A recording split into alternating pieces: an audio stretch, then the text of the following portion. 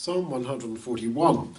David says, "Let my prayer be set before you like incense, and the lifting up of my hands like the evening sacrifice." So he's saying that prayer is a sacrifice and it is like incense.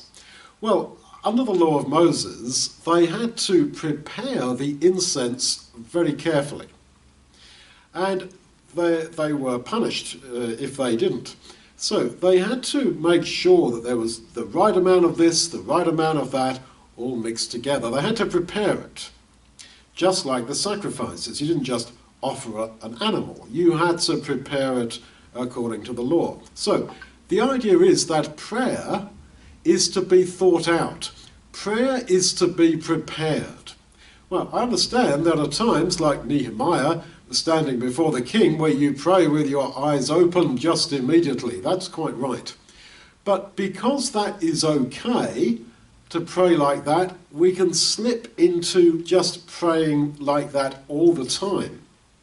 There are different types of prayer. There is that prayer of urgent need, of crisis. But we must also pray regularly, just like there was a sacrifice to be offered every morning and every evening, and think in advance what we are going to pray for. That is important, to not get into the habit of just praying just quickly and thinking, well, I sort of do pray to God. No, prayer is part of our relationship with God, and we as tiny little creatures on this planet are in connection with God Almighty in heaven.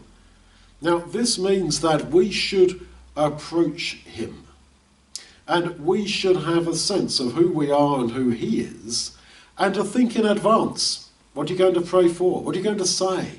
What do you actually want? Do you really want that? Don't just ask for things on the cusp of a feeling as you're just, well, I'm in the prayer anyway, I might as well ask for that. No, respect God. We love God, and respect is part of love. If we love God, we will think what we're going to pray for and how we're going to say it before we do.